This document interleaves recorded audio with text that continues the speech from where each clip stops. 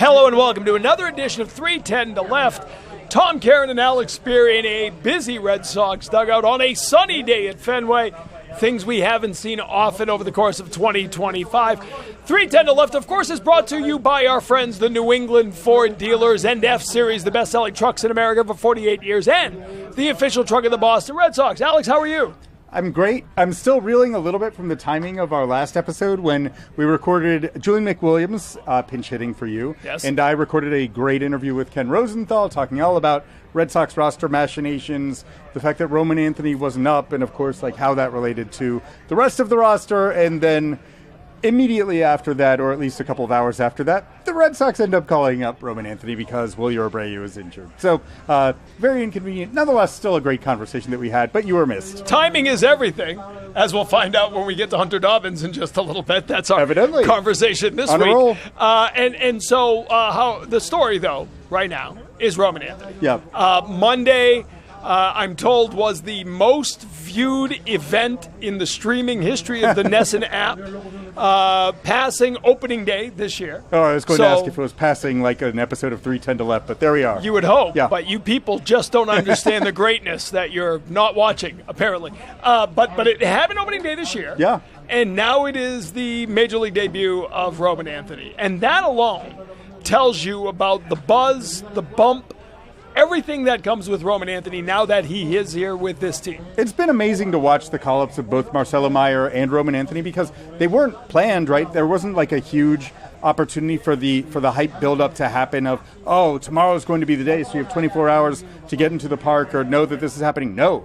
This is the age of social media information and fast-spreading information, and so Marcelo Mayer gets called up like he's driving desperately into the park, arrives about an hour before his major league debut, and the crowd explodes as soon as he's walking up to the plate for his first career plate appearance. Same thing with Roman Anthony with the kind of like rapid-fire transition from you're having your first at-bat and everyone in the park, there's signage that's ready for him. There were probably some number of 48 jerseys that were purchased or designed and then suddenly replaced by his transition to number 19. But it is this is a different era of prospect call-ups where the anticipation has reached such a scale that and the information flow is so rapid that these are events and people want to be part of them. Yeah, our cameras scramble to be in the players' lot here because you are looking at your watch. I mean, we did it during the doubleheader, during the first game of the doubleheader. Oh, yeah, that was great. I had people in Worcester saying, Marcelo just left the ballpark. Stand by, Marcelo just came back because he can't find his keys. Has left the building, yeah. Now Marcelo has left the building again, and you're looking and saying, okay, I'm looking at Waze. We did this on Monday. It is 58 minutes from Polar Park to here. Get the camera out there in 10 minutes to get his arrival. And we got his arrival. It's something about transportation and guys arriving at Fenway, right? We have the Doug Mirabelli police escort.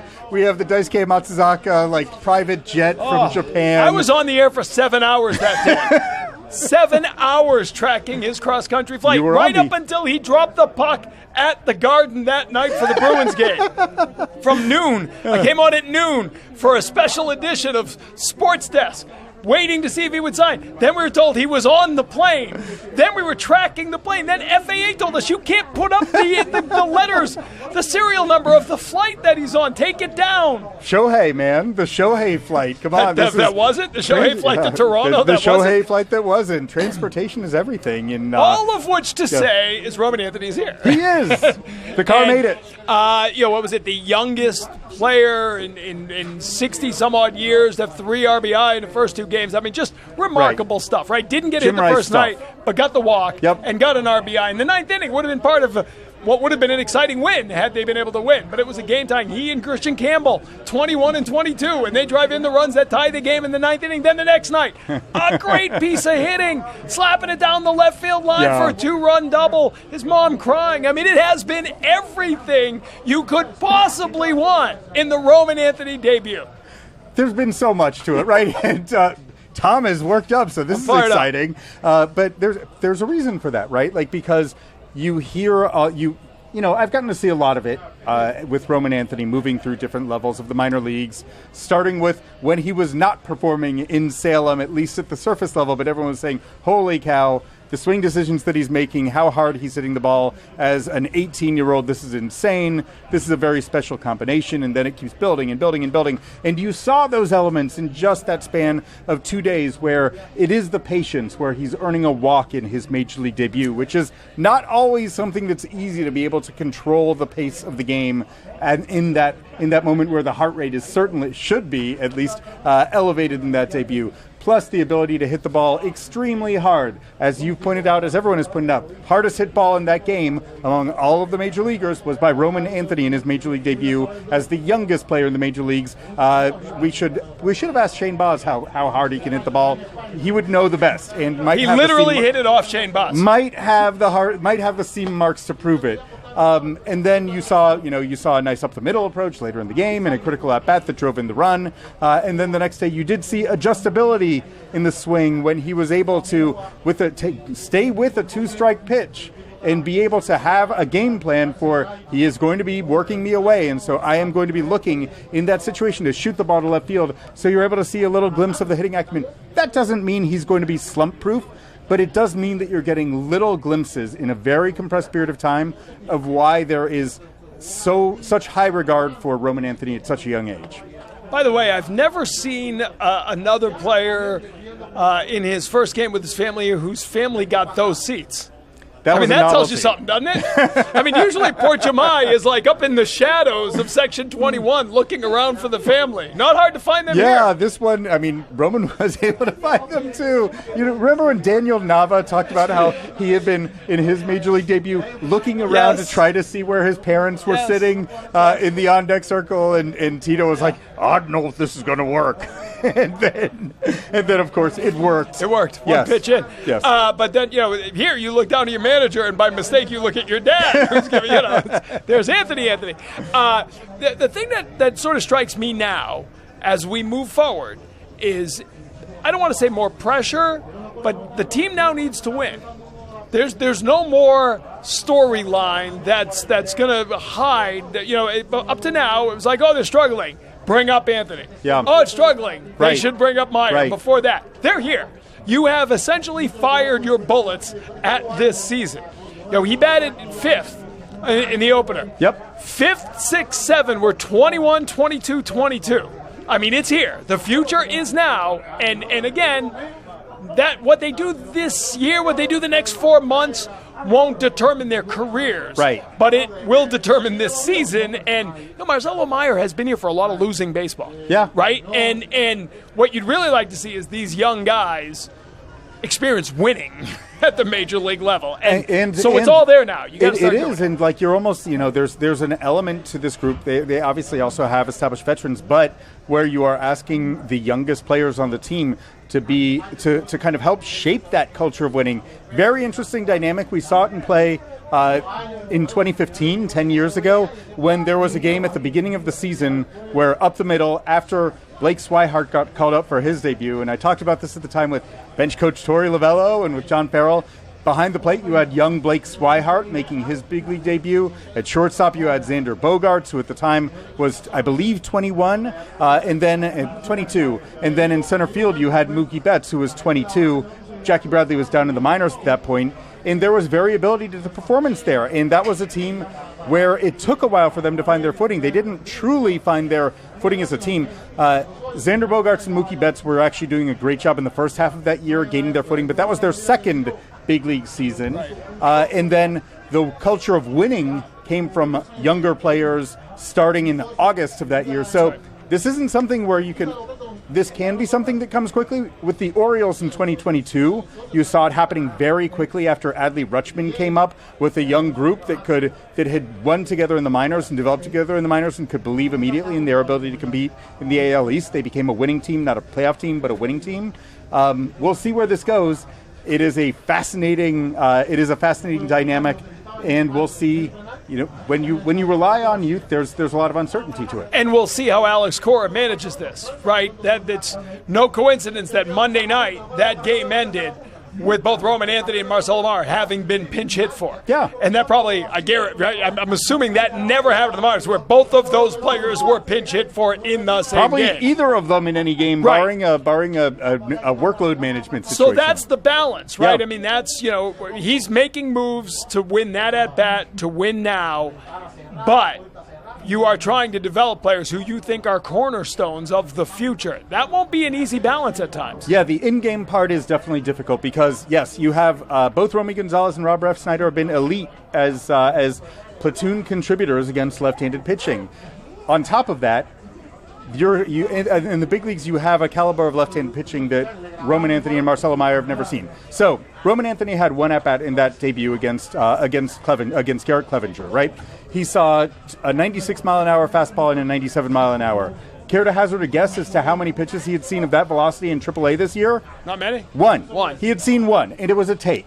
He saw 4 pitches that were 96 or above in AAA this year, and he took them all. And do you care to hazard a guess as to how many sweepers with left-on-left sweepers with 20 inches of horizontal movement None. he saw? He actually saw 4, and they were all takes. There you go. So this is what you're talking about when you say that the quality of pitching, the quality of left-on-left, both of those guys have done a wonderful job of developing their skills as left-on-left hitters in the minor leagues, but the quality of left-on-left pitching in the big leagues is very different than what they've seen. And so that becomes very interesting. I want to get to Craig Breslow, the chief baseball officer, joined us on the pregame show. We had a good conversation about exactly that. Here's what he had to say about the arrival of Roman Anthony, about the decisions to pinch hit, when they will get to stay in against lefties. It's Craig Breslow on 310 to Left, presented by your New England Ford dealers. Chief Baseball Officer Craig Breslow joining us. Last night we got to see the debut of Roman Anthony. Probably not how you drew up the call-up, right? Because of the Willie Abreu oblique. It was kind of a late in the day. He has to get off the bus and get his stuff up here. But, man, he steps right up. I think that second at-bat, that was the hardest hit ball in the game. You got a little glimpse of him at the plate last night. For sure. And as you had mentioned, not how we drew it up. In a perfect world, we would be able to kind of circle the day and, we'd get the appropriate fanfare that I think the fans and Roman deserve. But nonetheless, Willie being sore, a little bit more sore than we had anticipated going into a series where we're facing right-handed starters, felt like it didn't make a ton of sense to have to put the lineup out there that we would have in Willier and Roman's absence, so we got him up here. And, yeah, I think you're exactly right. Despite the fact that he didn't register his first hit, you could see the presence in the box, the calmness, the maturity to the at-bat, and the reason that everybody is so excited about what we think he can provide. How badly will you miss being asked hourly when Roman Anthony is going to get called up? I know. I feel like we can cut this this short. We're taking 2 minutes out of the interview. That was most of the interview every day. You get him up, you get Marcelo Mayer up, you get Christian Campbell up now. A lot of high ceiling potential here on this team, but a lot of youth as well, right? So take us through that a little bit. Like, we had the video of Roman Anthony out there working in right field. Like, this is ongoing development for young guys who are clearly ready to be here, but clearly have work to do to stay here. For sure, and Alex talks about it all the time, the balance between development and competing. We're here to win games. The moves that we've made this offseason, the way that we've talked about the importance of competing in 2025 have dictated that. And, we need to be patient, and we need to tolerate the fact that these are guys who are developing and they're going to continue to get better in the big leagues, and with that means they're going to make some mistakes. But I think the talent that they bring, the energy that they bring, the athleticism, it's time for them to be here and for them to continue to learn at this level. The goal of a major league team is to win as many games as you can. Last night, you saw both Roman Anthony and Marcelo Mayer pinch hit for. I'm sure neither one of them has been pinch hit for in the minor leagues, nor would you, because they are there to develop. But here, you got to balance that, right? How difficult is that balance? For sure, and we'll find the times for those guys to stay in there and for Roman and Marcelo to take the left-on-left at bat. But, in his first game or in the first week that Marcelo was up here, a tough at bat versus a lefty, when we've got guys that are able to thrive in that role is probably the right way to play it. We need to balance the development of those guys with winning games, and winning games just can't take a backseat at this point. I think I've heard several interviews over the last couple of weeks now, radio and whatnot, where you've been asked about your confidence in Alex Cora and the coaching staff. And obviously that speaks to where you are in the standings right now more than anything else. So I'll ask you first, are you fully confident that this is the group that can bring this team out of it? Yes, and you had talked about going, looking out on the field and seeing Roman getting work with Kyle Hudson, our outfield coach, and there's the obvious mistakes that we're making on the field, and I don't think it's fair to say it's because we're young. I don't think that can be an excuse anymore. But there's been a lack of execution, and in times like those, I think you lean into the process and you make sure that the work that we're doing is focused and targeted, and there's high intensity behind it. But I think the work that we've seen is indicative of productive work. And so when Huddy is out there and hitting ground balls to Roman, and he's hitting balls off the wall so that Jaron can get more comfortable playing them, then when it comes to game time, we have to execute, and that's not on the coaches at that point, right? And I think it's no secret that our play has been sloppy. The errors are out of control. But it's hard to distinguish whether that is an execution and kind of physical mistake, or that's indicative of the work. But so when we watch the work, it's solid, it's good, and so we believe in this coaching staff. You were a reliever here in Boston, and when I covered you were a guy who posted, right? You took a lot of pride in taking that ball as often as you could. We saw Brendan Bernardino, who's been there, almost every day, right? But last night to step back, and right away we will jump to the conclusion, well, these guys have been leaned on so much, you're going to see that eventually. Are you seeing that? Are you concerned you're at that point where some of the workload is going to catch up with these guys? I don't know that there's a perfect answer to that. I think we try to monitor the workload. We try to balance the workload. Where Andrew and Alex are having conversations. Chris Holt, our bullpen coach, to try to understand who's fresh and who's able to compete. And it's a huge credit to the bullpen that those guys are willing to take the ball every single day.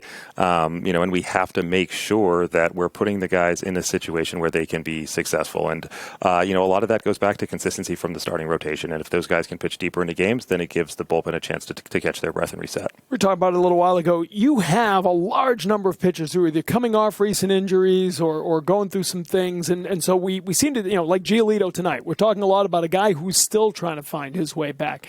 That's a different challenge for a staff when you have a lot of guys, a Walker Buehler, as good as he's been at times, again, he's a guy who didn't pitch a lot prior to last year. So you've got a lot of challenges here on the pitching staff, don't you?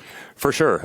And going into last season, we felt like Giolito was a workhorse who was, thrown 175 innings, in multiple seasons. And we felt really confident in his ability to carry the rotation. Obviously, he had the elbow injury, and he's coming back from that. But I do feel like the work that they've done on the side, hopefully will translate into success in the game. But over the last few days, I think there have been some really positive steps forward. And same with Walker, since he's come off the IL, he feels completely healthy. The stuff has ticked up a bit. And for him, I think it comes down to execution and relying on the strengths that have made him a really successful pitcher in this league for a long time. All right, we'll be watching him tonight. Craig, we appreciate the visit. Thanks. Thank you.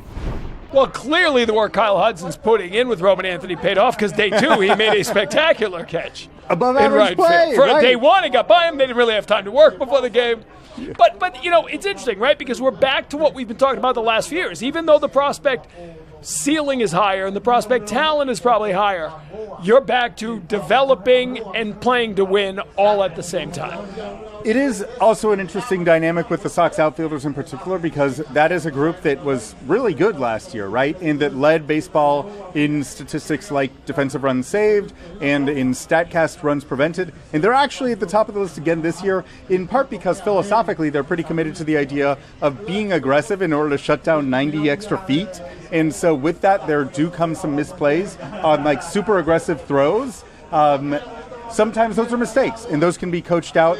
Sometimes they're just misplays. Like Roman Anthony should not have been playing that ball to the side that he ended up booting. It did skid, sure, right? So it wasn't a gimme play, but Roman Anthony took accountability there, and they're out there the next day working on, no, let's focus on putting our body in an angle where it's going to be easier to keep that ball from skidding by us. And by the way, it doesn't matter that he was in right field. Yeah. The only difference is it would have hit a wall sooner in left field. Yeah. But that is the problem with right field. If it does get by you, I mean, Rafaela did a tremendous job getting over there as quickly as he did to back him up, because otherwise that thing's rolling around the corner. Yeah, there does have to be an awareness of kind of help defense, right? When it comes to that transition to the big leagues, and while you're trying to figure out exactly how your skill set meshes with that of your fellow outfielders, but there's not a lack of of work, right? Like there's a lot going on before games every day. The outfielders have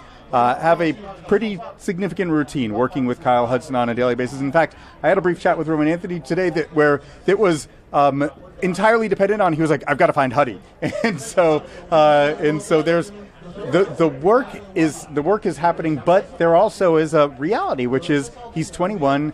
He went through an amateur ball, like their defensive fundamentals aren't necessarily the area of emphasis that they once were for youth baseball players.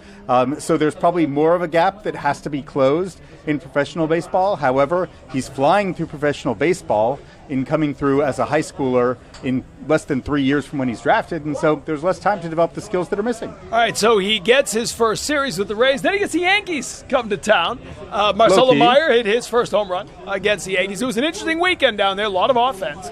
They did win the series. I mean, it's been hard to sift through some of what we've seen, but all of a sudden they were scoring runs. What did we learn from that weekend in New York?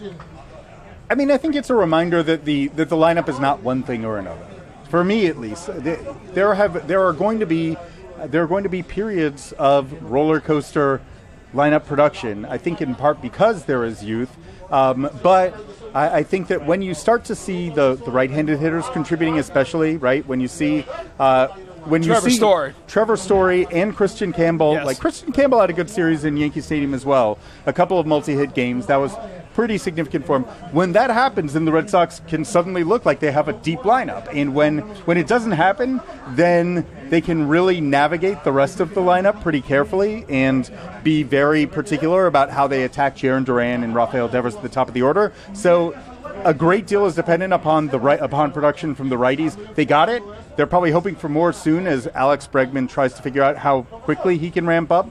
But in the meantime, until you get that deeper group of right-handers, or at least as the right-handers are inconsistent, the lineup will be inconsistent. Yankees coming to town, as we said, the day off Thursday, then it begins on Friday. Garrett Crochet leads off, which is nice. You like to have him pitch in the first game of every series if you could. Hunter Dobbins will pitch the second game of the series and injected himself right into the conversation of the rivalry between the teams, saying basically, I don't care what they would offer me, I would retire, I would not play baseball rather than play for the Yankees.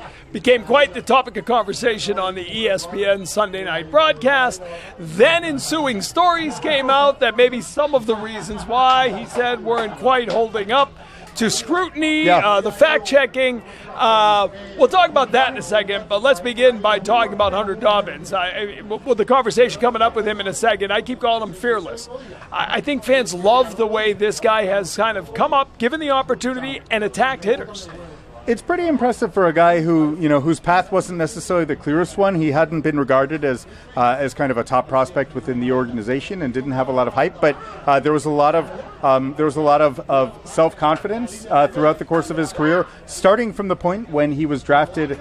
He was drafted after undergoing Tommy John surgery at Texas Tech, so didn't really have a chance to put himself on the map. But believed enough in his abilities and believed enough in maximizing his abilities with the Red Sox that after being taken as an 8th round pick, he was like, I'm going to, prospect status doesn't matter. I am going to figure out how to become a really good pitching prospect and be very open to the adjustments necessary to get to that point. All right, let's talk about the story, because it's going to add another layer now. He was in the middle of it in New York. Now the New York papers kind of broke the story that with some of the stuff he said about his dad may not have been factually correct. He said, these are stories my dad told me as a kid. I didn't fact-check my dad. I don't fact-check my dad. Good job, Hunter. My kids fact-check me. So I wouldn't be like, this is why, my kids are worse because they're older. My kids just assume I'm lying. They don't even fact-check. They roll their eyes and say, that's not true, Dad. They don't assume I'm lying. They just assume I'm wrong. But, or telling tall tales, right? Like, I think that this is a case, as we talk to Hunter Dobbins, like, he reveres his dad. Like, these are, what seems abundantly clear is that he heard a version of events involving reasons why his dad, in addition to being a Red Sox fan, disliked the Yankees growing up. And, like, you're not going to question that. You're going to say, yeah. And I hate them too, Dad. That's how my kids learn to hate the Yankees. Not because I ever played for anybody, because they knew that would be a lot, but because we're Red Sox fans. Let's hear from Hunter Dobbins. We talked to him about his dad and how he really is his pitching role model, right? The guy who taught him to pitch, taught him a lot about the game, why he loves the game, why he loves the Red Sox, which is a good thing. It's Hunter Dobbins on 310 to Left, presented by your New England Ford dealers. All right, if your Sunday Night Baseball bingo card had what Red Sox player would be most discussed by ESPN, and you had Hunter Dobbins, you win. After looking back on that, I'm sure you heard about it. Were you surprised that it became as big a story as it became during the game Sunday night? A little bit. I mean, it's one of those. I'm a Red Sox player, first one in the Yankee Stadium. Was really looking forward to it. Grew up watching the Red Sox, so I don't think it was really a surprise. But no, I mean, it was a lot of fun. Environment was great, and looking forward to more of it. How did you end up growing up as a Red Sox fan who, I guess, learned implicitly to hate the Yankees? My dad was a diehard Red Sox fan from his childhood days, so it was always on TV. I tried not to get too involved in one team, just because I knew I wanted to do this as a living. But when it's on TV, you watch the Red Sox. I guess my dad's feelings rubbed off on me, and then just kind of personal experiences and kind of now being a Red Sox, it's grown a little bit. Did it translate to the minors? Were you going after Scranton? You're I'm going to crush the Rail Riders. Not really, because at that point we're all just trying to make it up here. I know Hudson Valley, there was a little feel to it, just because I know there was a couple guys down there rehabbing at the time. So it was but anytime there's a big leaguer rehabbing the minor leagues, as a minor league guy, you feel I got a chance to prove myself a little bit here. So there's always a little fire there. Well, how did your dad become a Red Sox fan? We'll keep digging. We'll get to this. How did it all start? We want the origin story here. Here's a couch. Let's go back. Yeah, tell me about your father. So back when he started watching them, for some reason they were the only team that was really televised very regularly.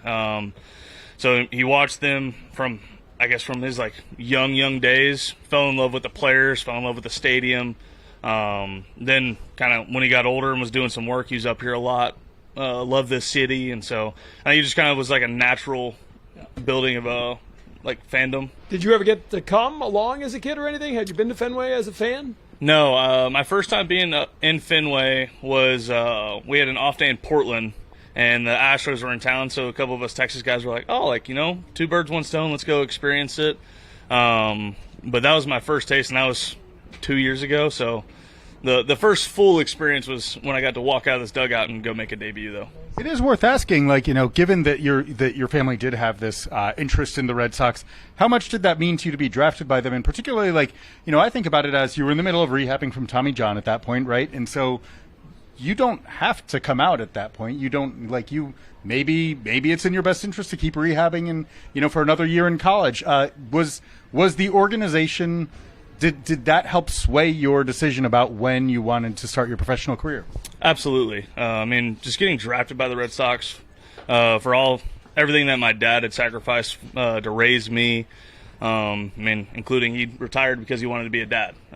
So to get drafted by his childhood team meant a lot. I loved the opportunity.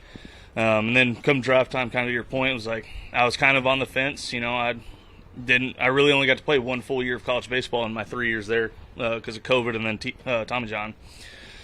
But I had a list of about 2 teams that if they drafted me, I was going to sign and go, and the Red Sox were the first one on that list. And so when they called, I was you know what? This is where I'm supposed to be. Let's go for it. Your father was so influential in your baseball growth, right? From being a kid. So what was that like to be able to share that with him? First being drafted, then being called up, sort of being able to, I'm not just going to be a major leaguer, which is unbelievable in its own right, but I'm going to go pitch for the Boston Red Sox. How cool was that to share that back with him? The phone call I got to make whenever I got the news about I was going from Jacksonville up here, it's a phone call I've dreamed about making for a long time. Getting to hear his voice, he pretty much immediately broke down into tears. He was actually at high school baseball practice coaching his guys, and I just hear him through the phone screaming at his guys that I was going to Boston. So it was a lot of fun. And then also going back to draft day, I mean, I got to sit in my living room and share that moment with him. So I feel like I couldn't really write a story much better. You seemed incredibly poised, calm in that first outing, which has been striking throughout this time that you've been in the big leagues, right? Like, it hasn't seemed like, different players have different takes on it. Tristan Casas, for instance, talked about how the sound of being in the big leagues is totally different than anything you've ever prepared for, right? And so it takes a while to adjust to that and to adjust to what you feel in your body as a result of that. Other players are good at kind of sealing it off, right? How would you describe your ability where does your ability to stay calm in the middle of this first exposure to the big leagues come from? I think I got to walk into a perfect situation. We had a doubleheader. I got to start the second game. So I came out during the first game, national anthem, first few innings of the game, and I really took in the environment, took in Fenway Park. Felt those nerves, kind of that excitement during that game. And then whenever I walked out there to the bullpen to start warming up, I was able to kind of shut it out. All right, there's a job to do. They called me up to get this job done. I need to perform for my teammates, so just kind of block it out and go. When I got on the mound for the first pitch, I did take a second to take it all in. I kind of looked up at the press box, saw it all. Well, I'm flattered. That means a lot. Thanks, Hunter. Yeah. We're like the bullpen, by the way. The studio's out in center field, so turn around once in a while. Wait till those guys do it. We appreciate that. But turned around, saw everything, but then kind of pulled the hat down, looked at my catcher, and was like, all right, it's the same game that I played since I was little, the same strike zone. Don't worry about who's in the box, just go. What about Yankee Stadium? Again, you talk about things being noisier, now you take it to Red Sox Yankees and being in the middle of that. And as a guy who understands the rivalry, right, because you grew up watching this and a fan of this, what did it mean? What did it feel? Was it different from the other starts you'd made? A little bit. I mean, growing up watching the rivalry, you go there and, I mean, the first couple games you get a little taste of it, and then all of a sudden you're the starting pitcher and you go out there, and there was some outside help with that environment. But I mean, it's as a Red Sox, it was exactly what I wanted. Like, I've been looking forward to that, the passionate fans there. I mean, they love their team. We're their rival. It's supposed to be a little heated. I mean, so going from the time I warmed up to my last out on the mound, I mean, I was hearing it, I was loving it, I was enjoying it, looking forward to more of it. One of the things that's interesting about watching you outing to outing has been that you haven't been afraid of tinkering, right? You and I were talking a little bit about this. You are very open to the idea of reshaping your pitch mix and making adjustments on the fly. Like that game, you were experimenting. You basically came up with a new repertoire in the bullpen, right? Yeah, we've been working on a couple things for a few weeks. I mean, it's in the numbers. I do really well up to a certain point, and then, hitters start to figure it out a little bit. So, I mean, I feel like that's part of my first taste of the big leagues is, all right, hey, this stuff that I throw works well. What can we do to build off so that I can go into that sixth, that seventh inning and be that guy that the team can count on to eat a lot of innings? So we've been working on a few things, really targeting some areas where we know we can improve in season. We broke out a couple there in Yankee Stadium. It was my first time getting game reps with those pitches. Really liked what I saw, and looking forward to breaking them out again on Saturday. Well, like the Splinker was one that last season you messed around with it in the bullpen, and it was like, oh, there's a 92-mile-an-hour thing that is doing some special stuff. Where does when did you start being someone who was like, okay, yeah, let's change the grip and let it fly in a game? I've always been that way. I feel like there's always something I can do to be better. I mean, I know there will be a day that comes along and it's like, all right, hey, this is what we got. This is what we need to roll with. Let's go get them. But I feel like this game is ever-changing. I mean, hitters have machines where they can take, 20 at-bats off of us with a video of us, and it's our exact pitches. Yeah. So I feel like if you're not willing to kind of tinker with things, adjust, and maybe even change half your repertoire when you need to, you're going to get predictable. So it's my mindset is I'm confident in what I throw. I'm not afraid to throw it, but I'm always chasing how can I be better.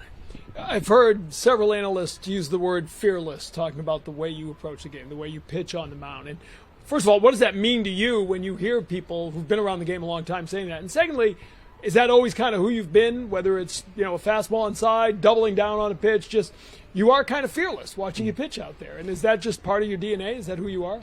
Yeah, it's kind of who my dad raised me to be. It's whether it's Aaron Judge, we all see what he's done, or it's, I'm back in low A, it's the same strike zone.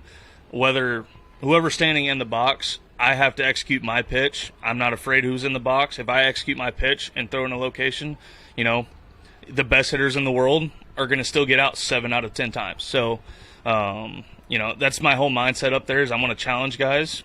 I might not strike out the world, but you know what? I'm going to collect as many outs as I can, as fast as I can, and the best way to do that is just saying, here's my best stuff, and here it is. You were already confident in your stuff entering this year, right? I talked to you at the end of last season, and you felt really good about the progress you had made in your mix. You're a very different pitcher now than you were at that moment when you were drafted. Made a lot of developmental strides to put yourself in that mix of being a potential big league starter. How confident are you that your future is going to be as a member of a big as a big league starter for years to come? Very confident. I feel like kind of everything we've talked about, my willingness to just throw stuff in the zone, change if I need to, always trying to be better. But also, I've gotten a lot bigger, a lot stronger. I think when I was drafted, I was about 180 pounds. I'm about 210 now. We've made some delivery changes, so I'm not as max effort. It's more of kind of a move fast, move smooth. So I feel like health-wise I'll be good to go, but very confident I can help the team benefit as a starter. Curious when we talk about that sort of fearlessness, right, and believing in your stuff, how the preparation on the hitter factors in that, right? Pitchers over the years, some guys say, you know what, I can psych myself into thinking that's the greatest hitter. If I spend too much time learning about all their strengths, I'm going to go out there thinking, my God, these guys are good. How do you balance that? It's belief in your stuff, but it's also knowledge of the hitter. That's a fine line to walk, isn't it? Yeah. The best way that I put it is we're in the big leagues. These guys are the best 0.0001% of hitters in the world. So, every guy that steps in the box, whether it's the leadoff hitter or the 9-hole, they're here for a reason. So there's a respect that goes into it, but at the end of the day, I'm also here for a reason. The team thinks that I can perform, and so it's you respect the guys in the box, but you also have that belief in yourself that, all right, yes, he is that good, but so am I, and I can still get him out. And so you just go right at him. You mentioned pulling your hat down. Is there a pitcher who you grew up watching, whose mannerisms you used to imitate when you were thinking about what your pitching future was going to be? I'd say the main one is Michael Wacha. So I grew up in College Station. He pitched at Texas A&M. So I kind of watched him as he came up, and then when he got into the big leagues, and and I've always been told that repertoire and kind of arm slot we are very similar. But I just love the way he goes about the game. He works hard, and he's just fun to watch. We got to get you hanging out with Will Middlebrooks, who was his good buddy in growing up in rivals at the other school, Texarkana. Yeah. I want to ask you, we talked about this before, right? You missed the COVID year, and then you have Tommy John. And this, some guys who got drafted out of the COVID year missed that next year because there was no minor league baseball. There's this whole sort of generation that missed 2 years of baseball. What was that time like for you? Now, some of it was rehabbing once you had the Tommy John, but did you talk to injured guys who say, I realized what it would be like to not have this game. It gave me the appreciation when I came back. That's a long stretch to not be doing something you love. What did that mean for you, and how's that sort of framed your career since you've gotten back on the mound? It was frustrating. I think that's the best way to put it is not only because, at Texas Tech, we're the number one team in the country when it all got canceled. So, we had a really good opportunity that year, but also, just developmental-wise, you're in the most important years of your development career, and all of a sudden it's, oh, hey, we can't play for these 7 months. And then I started getting back into it, start kind of trying to find ways to get better, and all of a sudden the elbow goes out. And so it's, I feel like I'm 25 right now, but I feel like development-wise I lost a couple years, and so I've been trying to play kind of catch-up. I feel like this last offseason was a huge one for me because I finally took that deep breath and realized, hey, we're here this is what we need to attack. And instead of feeling like I'm playing catch up, I was like, all right, we got this. We're back. Let's go for it. And I feel like that was the biggest point of like confidence for me going into this year so that I can help this team. You mentioned that there were two teams that you were that you would have been open to going to. I'm guessing one of them, based on your comments, was not the Yankees. So which was the other one? The other one was actually the Blue Jays, because their medical and their pitching development, I had really good conversations with them. But ultimately, the conversations I had with the strength department here, the rehab, and just the pitching, and honestly, everybody with the org here, it was kind of like Boston, a gap, Toronto, which I love those guys because everybody I talked to is great there as well. But if it wasn't one of those two, then I was going to go back to college and try to work my way back up. We talked about what it's like being in the middle of this, pitching at Fenway Park. From a baseball perspective, what have the fans meant? Because I even feel from that very first outing, and that was a fun day, obviously, right? The crowd was pretty revved up. But there's kind of been a connection. I feel like you resonate with these fans because of the way you do attack hitters, because of the way you do pitch. Have you felt that? Yeah, have you felt a connection with these fans? Oh, yeah. I've felt embraced since the first day I stepped in the ballpark. It's, I told my wife the other day, for the first time I was walking around the city and I saw a Dobbins jersey, and so it was a cool moment for me. Family member? No. I think she was definitely the first one with that. But no, I mean, I felt embraced here. They've been nothing but amazing, and they're passionate. They love this team, ready to go to the postseason, win them some championships. They deserve it, and just ultimately just love Boston so far. AC will often say, you can't avoid the standings in Boston, right? You come up those stairs, and the first thing you see on the green monster is standings. It's been a disappointing start to this year. You know a lot of these guys because it's a young team. You're with a lot of these guys along the way. Tell fans about the makeup of this group and why they should believe in this team, even though it's been a tough start. I mean, even with the start we've had, the locker room is extremely tight. We have each other's backs. We've had multiple conversations in there. It's like, even as the players, like, we feel like we are this close to really clicking, and it's just like you said, we're a young group, we're growing together.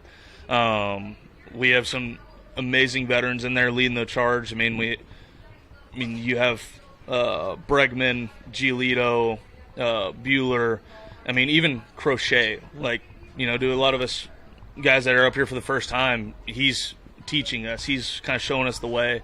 So I feel like there's a lot of really bright days ahead. It's going to be a lot of fun. And, even guys in the minor leagues, we got more talent coming, so I think we're going to be good to go for a while. I'll ask you finally what Alex said earlier about, your confidence that you can be part of this for a long time. You're also surrounded by a lot of young guys who could be here with you for a long time. How cool is that to know that, you could be part of something that is a long run here in Boston? It's really cool, especially, Marcelo, I've been with the longest. We were drafted together, and we played every level coming up together. Roman, Campbell, even Van Bell. Like, a lot of these guys, like you said, I've been with for a long time. It's really cool seeing everybody's work through the minor leagues and all of us being here together. I think it's going to pay dividends in the end, and it's going to be a lot of fun. And I think we're going to be a great group going forward, and this team chemistry's better than anything I've ever been around. Great stuff. Thanks for the time. Absolutely. Great to see you, Hunter. I appreciate it. All right, great conversation with Hunter Dobbins. We thank him for coming on. It'd be fun to watch him pitch in the middle of this. Listen, I suppose it is worth clarifying that we did talk to him before the New York Post story and everything came out. Just before. Literally, yeah. Just before. A couple hours before. Yeah. But, since then he has spoken about the story and said, this is what I heard growing up, and and he doesn't really. He was great, I think, talking about how do you feel about the New York Post story? Do you think? And he said, I think it's great. Yeah. I love the fact that I'm sitting in the middle of a rivalry. This is exactly I'm not surprised by this. Red Sox and Yankees are supposed to hate each other, so if I'm part of that, totally cool with it. Chaz and I went back and forth about it. He's pretty comfortable being in the middle of the whole thing. Yeah. And, he said, and I followed up with him about how much he heard at Yankee Stadium. He said, I loved it. I fed off it. It's all part of it. Why wouldn't you want to be be in the middle of it if you're a competitor. Yeah, and that's when baseball is at its most enjoyable, right? When you actually have the spirit of competition is at its highest, and you have people who don't at all shy from that. I think that Joe Kelly is going to be remembered forever for his greeting Tyler Austin and among other things. Yeah. And I think it's cool when Ryan Brazier, get back in the box. Yeah, I mean, when you do something to step into Kay Hanley, composing songs about that. Yeah, right. It's great. Which we can't repeat. Cannot. We can because it's a podcast, but I'm not going to. Okay. You and I have wholesome brands.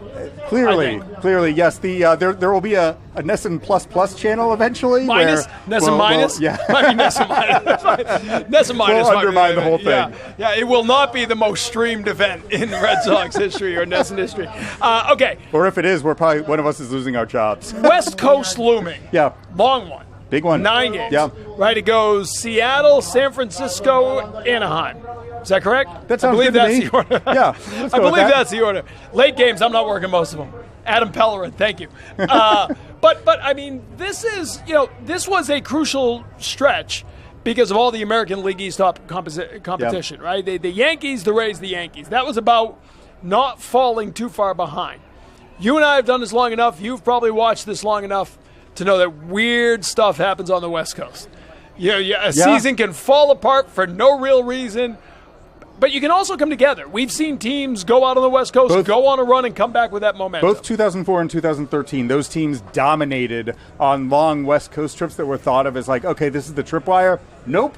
Instead, they really gained momentum. So those are hard trips. Yeah. And sports science looks at this a lot in terms of how to approach the physical toll, the physical toll, the exhaustion that is associated with these cross-country flights and a long period of time away from home. They are hard games, hard series to win. So it is a pivotal time for the Red Sox, though, because based on the way that they played through the first 2.5 months of the season, they can't afford to have it be kind of a slog. They can't really afford to have it be, a salvage 1 out of every 3. The 2019 scenario, right, where they went 3-6 on the season opening road trip, West Coast road trip, and it was all uphill from there. Then came home to get their rings. Yeah. And that's it. Oh, yeah. Oh, they're the defending champs. I forgot. Yeah, great. Yeah. It will be knocking on the door of July. Yep. When they get back. More than half the season gone. At the end of the trip, they will be beyond the midway point of the season by games played.